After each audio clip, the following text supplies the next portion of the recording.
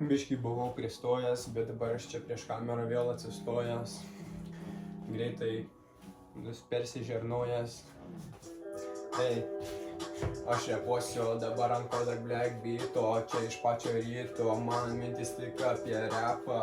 Neįdomu man, aš galėčiau repuot, kad ir iš slepo, aš norėčiau, bet ne kepo, norėčiau kažko tikro, norėčiau kaip Tysonas tigro, norėčiau čia kažką beleką, jie repuoja vapše ne į temą, man atrodo aš paleisiu į Maibacho sireną, vapše, aš čia kažką užvėlęs, tipo aš čia anksti atsikėlęs, man nesimiega, repuosiu kad ir nuo 5 ryto, iki pat naktų, iki iš naktų, man patinka čia statyti viską taip nuo pamatų, aš galiu ir savim tikiu, žinau kad galiu ir būsiu vienas iš geriausių reperių, aš tiesiog čia taip manifestuoju, man atrodo aš tave šiek biškį manipuliuoju, aš tave nervuoju, kad taip gerai varau, kad taip čia viską dėlioju, man nereikia jūsų, aš pats savo paploju.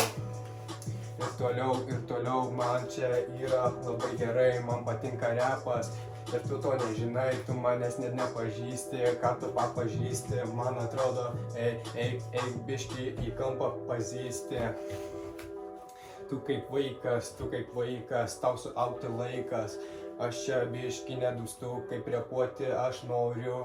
Ir tiesiog man trūksta oro, bet nenoro, aš čia galėčiau pakilti į belę kokį aukštį ir priminčiau aš tau skrendantį paukštį.